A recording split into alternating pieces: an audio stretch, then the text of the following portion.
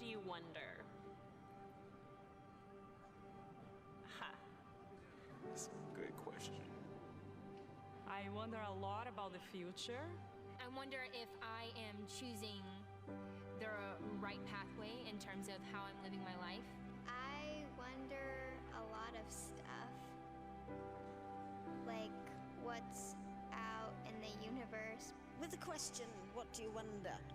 I mean, we could go really, really deep into this. I wonder how long I'm gonna have on this earth and if I'll accomplish my purpose. I wonder why people complain all the time. I wonder where I'm gonna be at in the next 5 to 10 years. We both wonder, I think, if there's ever going to be grandchildren coming along. I wonder if my kids are going to have a good life. I wonder how we got here. What do we wonder about him? I wonder when he's going to start to lose some weight. Yeah, I wonder.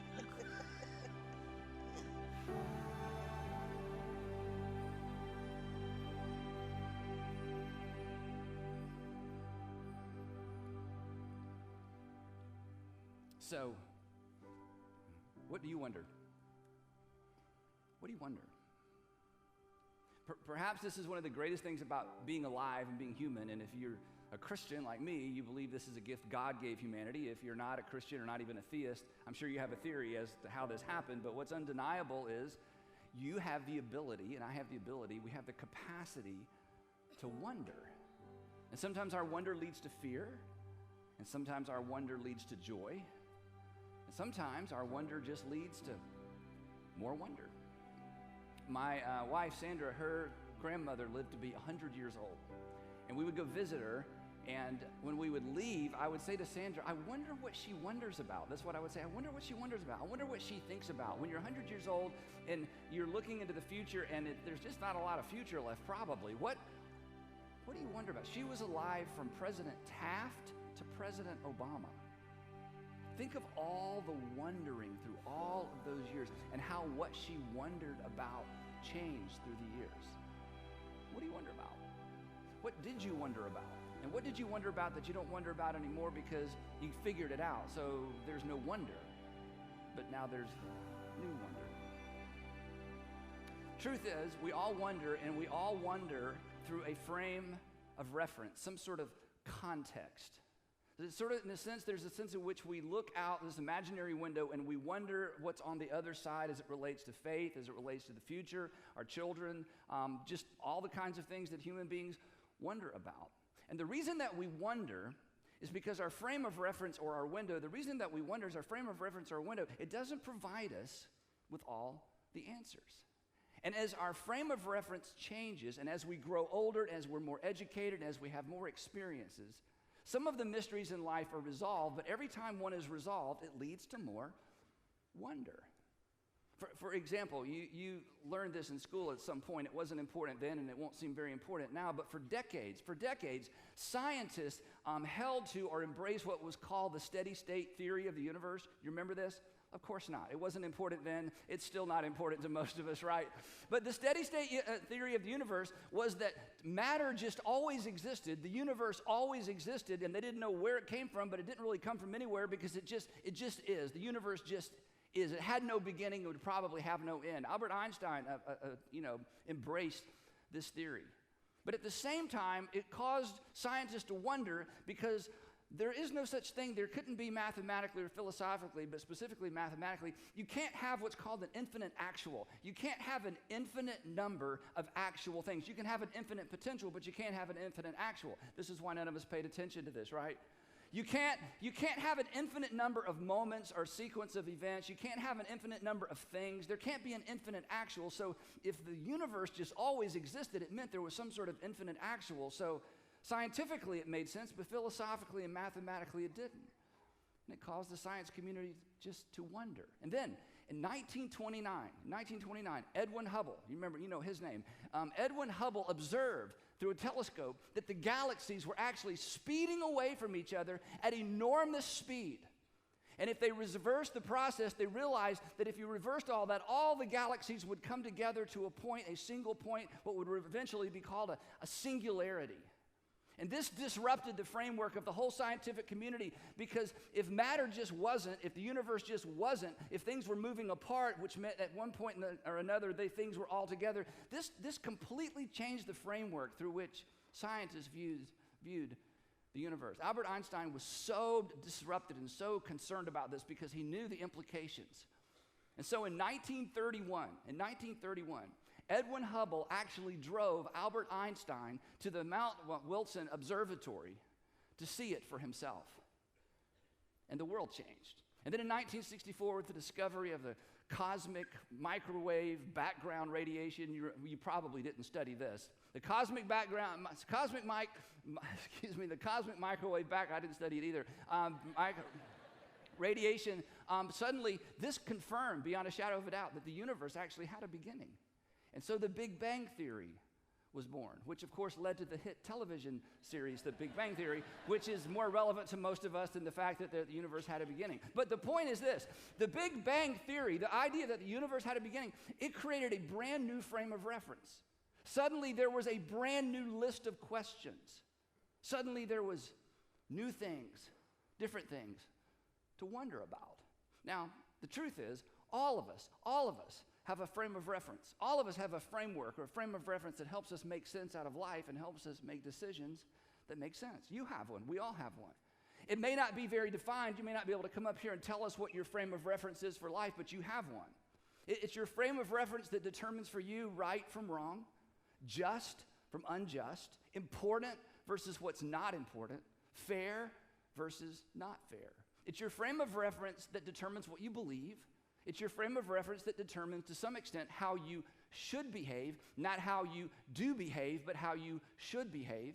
And it also determines what you think you can hope for and what's worth hoping for.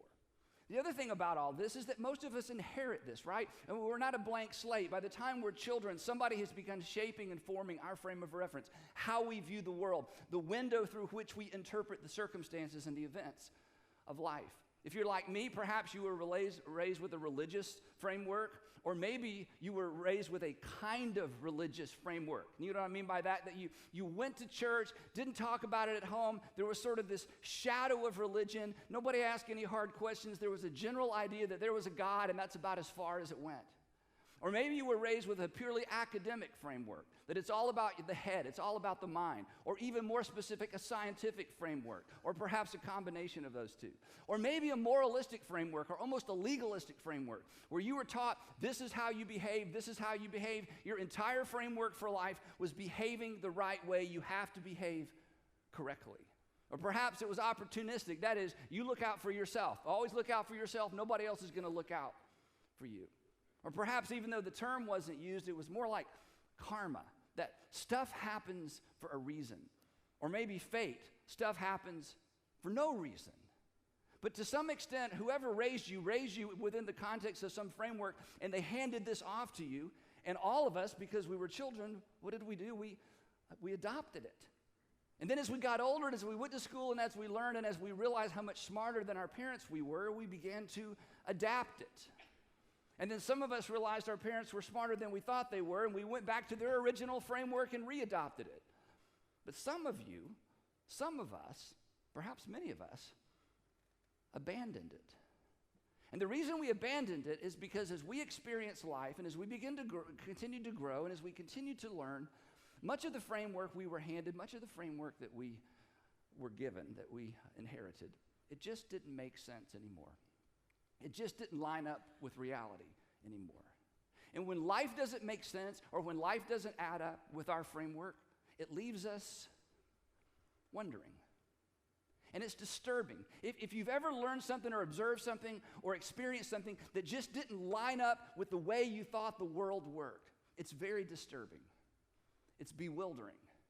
And not only does it leave us wondering, when it comes to our personal lives and when it comes to our personal behaviors and when it comes to the way that we manage life and our relationships, sometimes it leaves us wandering. Like a dog that suddenly got off the leash. Like the canary that, suddenly was out of the cage. Like a cat Doesn't work with a cat. Like a dog that was suddenly got off of its leash or a bird that got out of its cage. And the truth is, and most of our experience attests to the fact that when we wander, we do not generally wander in good directions. So for the next few weeks, I want to talk to those of you who would say, you know what, I was raised with some sort of religious framework. Maybe it was Christianity, maybe it was some other religion, but it was some sort of theistic framework. Maybe it was very specific, maybe it was ill-defined. But over time, life just didn't line up with what you were taught, with what you believe, with what maybe the church presented to you. And over time, you lost your faith. You lost your faith because the framework you were given didn't work anymore, and so you abandoned it. And do you remember those, I don't know if you remember those first weeks, those first months, maybe those first years, maybe you were in college, maybe you had left home and moved to the big city, maybe you had a new set of friends and they just looked at you like you were crazy, that you had any kind of religious belief at all. And maybe you can remember that tension on the inside. It was a little bit disconcerting. In fact, maybe you went through a phase where you actually defended the religious framework that you were brought up with, and while you were defending it, you were questioning it all at the same time. And then you would lay in bed at night, and what would you do? You would wonder, and you would think about this new information, the book that you read, the article you were given, the hypocrisy perhaps you saw at home, or maybe the hypocrisy that you saw at church. And at first, the tension, it was very disconcerting. And then, when you finally gave up your religious framework, it felt so liberating. You were free, and you were so smart, and you had more information than your parents, and you could argue circles around your friends, and suddenly a whole world opened up to you that was so much larger than the religious world that you were brought up in. And then, the wandering began, didn't it? It always does. Because oftentimes wonder leads to wonder. It doesn't have to. But whenever we let go of a framework that we grew up in, wondering always leads to wandering. It always leads to wandering because as we develop a new framework, a new worldview, or a new you view, we begin to try to match our behaviors with the framework that we've adopted. It's just human nature to do so. So, as we move toward the celebration of Christmas, and as we move specifically toward the celebration of the birth of Jesus, I want to invite you to reinvite Jesus back into the center of your worldview. As we move toward the celebration of Christmas, you can't avoid Christmas. You can reinterpret it or decide it doesn't mean anything, and it's just a traditional holiday. That's fine. But as we move toward that, because you can't avoid it, I want to invite you to consider reframing your life around or reinviting the person of Jesus back into your framework. And it doesn't have to be the version that you left as a child or the version that you left as a college student, but I want you to at least consider it. Now, I've been doing this a long time, so I know how some of us think. I know how I would think. And for some of you, you would say, you know what, that's interesting, and if it's just an purely academic exercise, and if it's just purely a mental exercise, okay, I may follow you through this. But you need to understand, Andy, I feel like the price of admission or the price of readmission, the price of saying I'm going to somehow recreate a framework around something religious or something that has to do with Jesus, I feel like the price is too high because I think the price would be my mind. Because, of course, your assumption, and I understand this, your assumption is that Christianity requires faith, and that faith leaves in its wake reason and experience. In fact, you would say, Andy, the religion I grew up with, and as I understand religion, it's kind of faith in faith. And when I was a child, that worked for me, but it didn't work for me as an adult. I still can't even imagine it. So while I might consider reinviting Jesus to be part of the framework of my life, I'm not willing to sacrifice my mind. And here's some great news, and perhaps no one told you this before. The original version of Christianity did not require anyone to sacrifice what they observed, what they knew, and what they experienced. You may feel like the price of readmission is your freedom, and you're right about that, because following Jesus or reframing your life around the person of Jesus, it will cost you something. It will require you to say no to you. But hey, every frame of reference, every worldview, every you view requires you to say no to you. Because regardless of your frame of reference, you have some oughts, correct? You have some ought-nots. Regardless of your frame of reference, you have some regrets. You have some things you wish you could go back and undo. So the whole idea of having to say no to you is not new. It's just which no is going to be part of your frame of reference. Besides, if I can just be personal, and this may offend you, so don't leave early or tune out early. There may be a fatal flaw to your current frame of reference. And the fatal flaw, this is the offensive part, it might be you. I mean, come on, what do you know? What do we know? What do you know? What do we know? At every season, isn't this true? At every season of our life, our frame of reference changes. I mean, we hated our parents for taking us to the dentist, and now we drive ourselves. What happened? At every season of life, this begins to change. So who's to say? I mean, come on, let's just be honest, okay? You don't have to answer questions out loud, and there's no test at the end, and I'm not going to ask you to do anything at the end, so there's no trick here. But isn't it true that at every season of life, and as you learn and grow, your frame of reference continues to morph and change? So isn't it possible that your current non-religious or non-Christian or non-whatever frame of reference, isn't it possible that it's incorrect? I mean, you remember, you were absolutely sure. You were sure she was the one. You were sure he was the one. And now you're looking for a way out, right? We had to have it. You remember it. You leased it. You bought it. You borrowed money for it. You had to have it. We had to have it. Now we wish we'd never purchased it. We had to go. I just got to be there. I've got to go. I just can't miss it. Doesn't matter how much it costs. I have to be there. And now you wish you'd never gone. You were so mad. Remember how mad you were? You were so mad. I can't believe she would do that. I can't believe he would say that. I can't believe I'm just so mad. And then you heard the rest of the story. So, just to bother you, come on. What do we know? Because here's what I know about you, and here's what you know about me. My frame of reference, your frame of reference, my worldview, your worldview, my way of seeing and interpreting the events of the world, and your way of seeing and interpreting the events of the world, it's limited. Now, here's what Christians believe. In fact, if you grew up as a Christian, you may not know that this is what you believe because no one told you, and I'm so sorry about that. In fact, it's one of the reasons you left, and it's one of the reasons it was so easy for you to believe.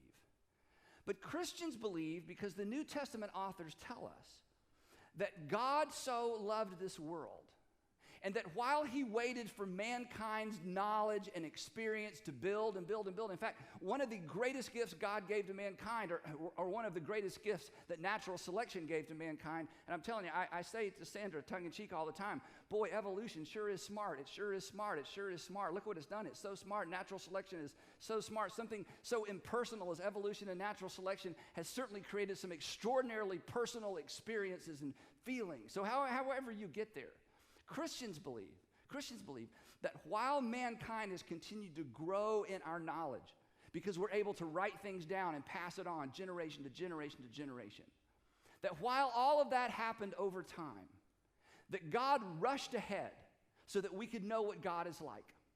So that instead of our knowledge building and building and building, and finally there's a breakthrough one day and we finally discover what God is really like, God did something extraordinary. And what Christians believe, and what I want you to reconsider if you don't consider it or if you've abandoned this way of thinking, Christians believe that God sent someone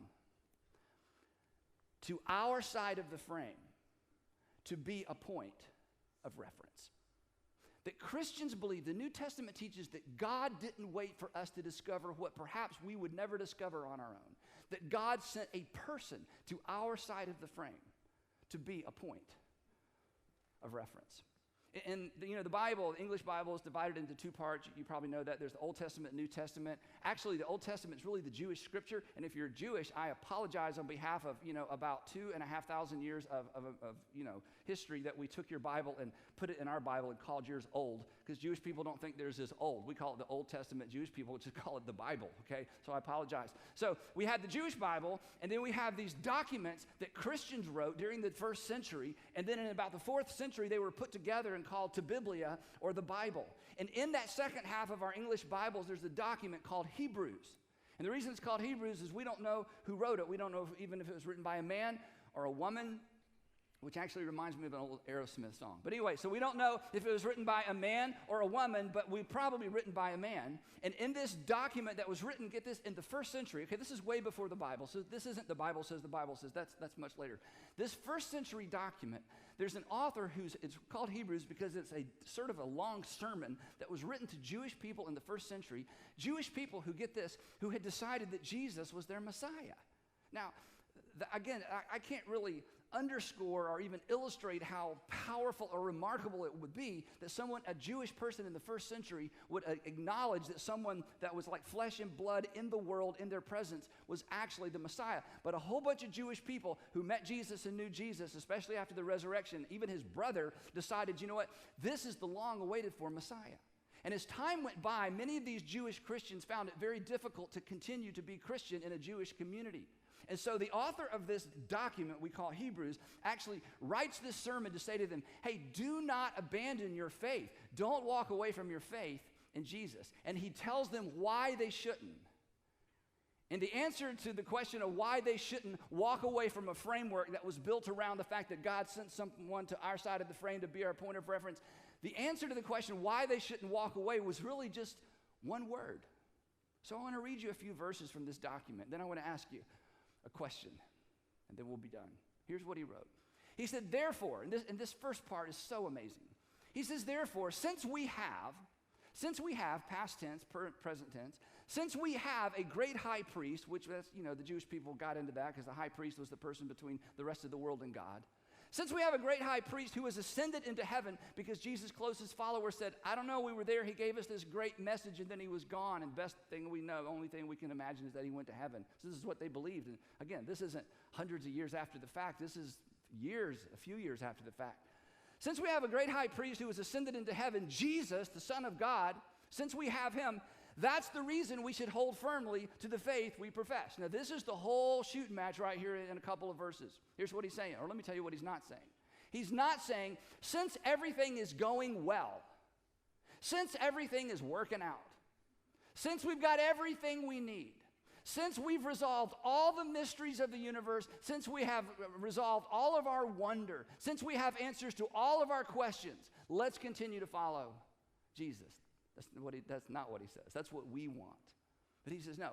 Since there is Jesus, since God sent Jesus, we should hold firmly to the faith we profess. Later, he says this, and we're going to come back to this in part 3 of this series. He says this. He says, therefore, since this happened, here's what we should do. Therefore, since we are surrounded by such a great cloud of witnesses. Now, he's just gone through a list of Jewish heroes who did extraordinary things that most of them are documented in the Jewish scripture. He says, since we have this whole group of people behind us, here's what we should do going forward. And the reason he leverages this great group of people that were famous to Jewish people, not so much to those of us who aren't Jewish, is this, that the Jewish people believed that God was going to do something in the world for the world.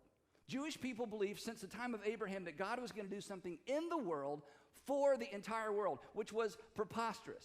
Because Abraham said that God told him that he would become a family and become a nation, and that through that nation, this was the part that in ancient times didn't make any sense, that the entire world would be blessed. And so everybody following Abraham believed that God was going to do something in the world for the world, in the world for the world, in the world for the world. And Abraham died and didn't see that promise fulfilled. And the generation after Abraham died and didn't see that promise fulfilled. And the generation after that died and didn't see that promise fulfilled. And the author of Hebrews says, hey, listen, you need to hang on to this faith that centers on and frames out who Jesus is, because many, many, many generations have come and gone hanging on to, clinging to the promise that God was going to do something in the world for the world. And folks, God has done something in the world for the world. So if that group of people were able to maintain faith as they looked forward to something, how much more so those of us who have experienced the fulfillment of that promise in our world? That they were on the fulfillment side of the promise. They were on the fulfillment side of all those predictions. God had in fact done something in the world. So he's saying to his audience, hey, why would you let go of the very thing that God had promised? And these people, they believed even though they didn't see it fulfilled. They believed even though they didn't see it fulfilled. They they clung to that promise. They went to their deathbed going, I wonder if we're wrong. I wonder if that's going to happen. I wonder if what we were told God told Abraham is true. And in fact, it turned out God has done something in the world for the world. So he said to his first century audience, of all people, of all generations, we need to maintain our faith. God has done what our forefathers, the people who came before us believed he would eventually do in the world. And he says this, so therefore, since we are surrounded by such a great cloud of witnesses, let us throw off everything that hinders, anything that gets in the way of that, and the sin that so easily trips us up or entangles us or gets all wrapped around our ankles. For some of you, here's what that verse means. The sin, because you were raised with a religious frame of reference, the sin, because you were raised maybe in church, the sin that caused you to feel guilt. And then you got tired of feeling guilty. And there were only two ways to resolve it. Either you dive back into this frame of reference that says what you're doing is wrong, or you get a new frame of reference. You decide none of that's true. You decide perhaps there is no God, or if there's a God, it's not a personal God, and that impersonal God could care less how you live your life. And you changed your frame of reference, and the guilt level went down, and the shame level went down. And suddenly, you felt better about yourself, even though you hadn't changed anything you were doing or not doing. You just changed the way you viewed the world. How did I know? Because for year after year after year, I've heard that story. Andy, I just got tired of feeling guilty, and I didn't want to stop, and I didn't want to get out of the relationship, and I didn't want to change my way of living. So I just dismissed the entire frame of reference that told me I was wrong. But do you know what else I hear? And maybe this is your experience as well. That even though I changed my worldview, even though I got a new window, even though I began to see the world differently, there was something on the inside that was never resolved. I was never fully, be honest, I was never fully at peace. And he goes on, he says, and let us run with perseverance or endurance the race that's marked out for us. In other words, there is a frame of reference for our lives. There's a frame of reference that allows us to know who God is and how we're to live our lives, in spite of what we know or don't know, scientifically. And this frame of reference, this organizational principle, this true north, this big idea, this framework for everything, it's not a philosophy, and it's not a religion, it's a person. And the next few words that he says are so extraordinarily important, and this is the reason we're talking about it. He says to this Jewish group of people, look, you are on the fulfillment side of this promise that God made to the world. God has fulfilled his promise by sending his son into this world. And men and women, he would say, you're beginning to lose focus. You're beginning to lose perspective. And I need you to refocus your attention, not on a book, not on an institution, not on a church, not on a leader, but on a specific person. And this is so powerful. Fixing your eyes, or fixing our eyes on Jesus. Now, real quick. Your religious upbringing, whether it was in church or synagogue or temple or whatever it might be, or maybe your marginal religious experience as a kid, maybe you didn't grow up going to church, but you had a friend that would invite you to church, and you went to camp, and everybody got all emotional, and you got all emotional, then you prayed a prayer, and they said you were a Christian, you're like, I don't feel like a Christian, and you just sort of had this general kind of religious thing that followed you around. Chances are your religious framework, regardless of how tightly defined it was or loosely defined it was, chances are it focused you on something. And chances are, unfortunately, it focused you on something other than Jesus, even though it perhaps was a Christian church. Perhaps it focused you on the pastor or the priest because he was so great or she was so great, and they were so funny or they were so relevant. Or maybe they focused you on the church. It was all about church. You got to be in church. It's Sunday. We got to be in church. You got to be in church. You got to be in God's house. Or perhaps it was the Bible. This is God's holy word. It's all true. We don't understand most of it, but it's all true. It's confusing, but it's all true. It's God's holy word. And so they fixed your eyes on a book. Or perhaps they fixed your eyes on an experience. Maybe it was that camp experience, or after church you went down and signed a card and somebody older than you presented you to the church, or you went through confirmation. You had an experience and they said, see there, you're in. You're one of us. You're part of the covenant. You're a Christian. You're a whatever because of the experience. Or maybe circumstances. Maybe you grew up in a religious framework or had a religious framework that was all about God coming through and God answering prayer, and see if you do the right thing, the right things will happen. And if you say the right things will happen. And if you hang out with the right people, the right things will happen. And you did all of that, and the right things didn't happen.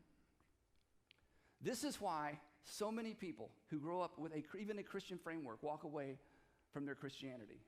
Because unfortunately, the group they grew up with, and it was unintentional, fixed their eyes on something other than what the author of Hebrews and the writers of the New Testament tell us we're to fix our eyes on.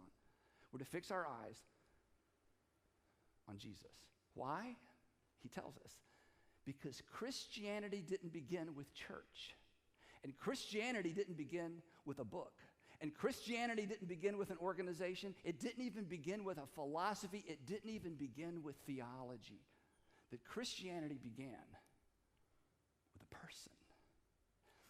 The person that God sent to our side of the frame to be a point of reference. The person that God sent to our side of the frame so that while we caught up with all of God's mystery of the universe, the mystery of the human body, the mystery of life, that in the meantime we could know where we stood with him. Here's how he says it. Let us run with perseverance the race marked out for us, fixing our eyes on Jesus, the pioneer, that is the founder and the originator of faith.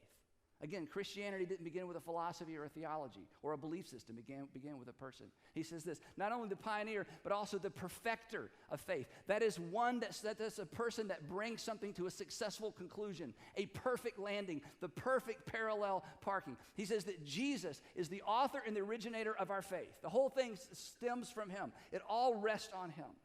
It begins and ends with the person of Jesus. And then he gets into the details. And again, if you grew up in church or around church, these become sort of fairy tale stories. It becomes so romanticized because we've never seen a crucifixion. We've never smelled a crucifixion. We've never walked by a crucifixion. We've never seen a body taken down from a cross. We've never smelled the aftermath of a group of people who have died and their bodies have been left to decay. But the group of people that read this letter, this sermon, they had. And he says this, who for the joy set before him, he endured the cross, scorning its shame, and sat down at the right hand of the throne of God. And then these powerful two words, because he's drawing them back in to a different frame of reference, the one that they had lost focus of. He says to them, and I think he says to me, and I think he says to you, consider him. Consider him. Reconsider him. Consider his life, not what you've been told about him. Consider his teaching, not necessarily what you've been taught. Consider his claims, not necessarily the things that people have claimed about him. Consider him. Consider him, not them. Consider him, not that. Consider him, not all of those things. Consider him, not your experience. Consider him, not your circumstances. Consider him who endured such opposition from sinners. And here it is. So that you, his first century audience, and you, so that you will not grow weary and lose heart or lose faith.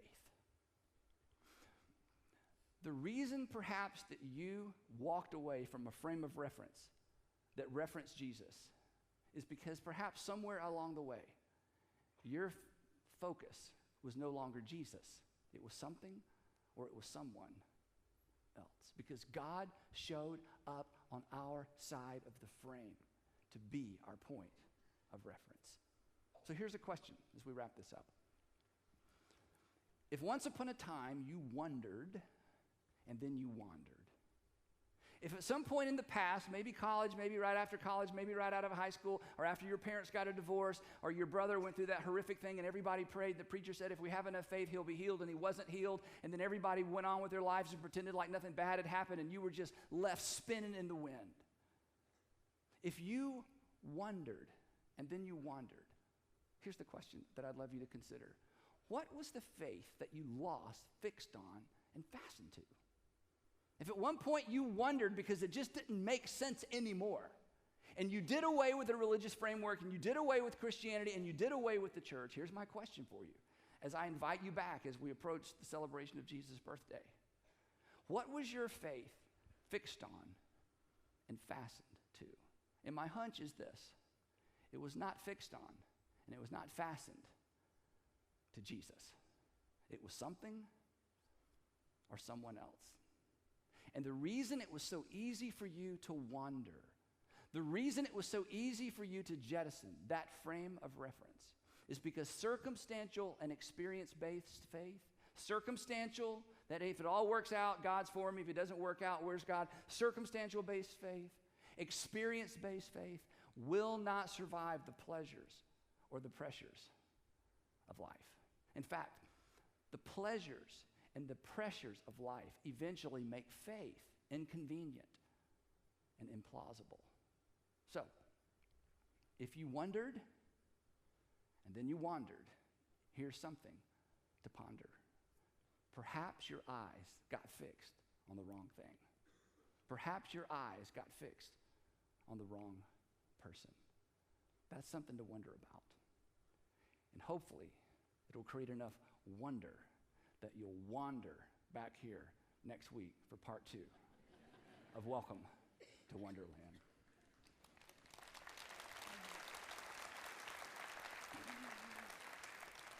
Heavenly Father, thank you for coming to our side. Thank you for not asking us to figure you out from a distance. Thank you that in this season especially we celebrate that God came near. And as there are still things we're trying to figure out about your incredible universe, as there are things we're still trying to sort through in terms of how our bodies work, as we sort through the magic and the mystery of love, thank you for clarifying who you are. And Father, I pray for the man or the woman, the teenager, the single adult, the senior adult, who for some reason they just wandered away. For reasons that if their experience were our experience, we would have all wandered away as well. I pray that in this season, you would capture their attention, that you would capture their imagination, and they would begin to wonder once again. In Jesus' name.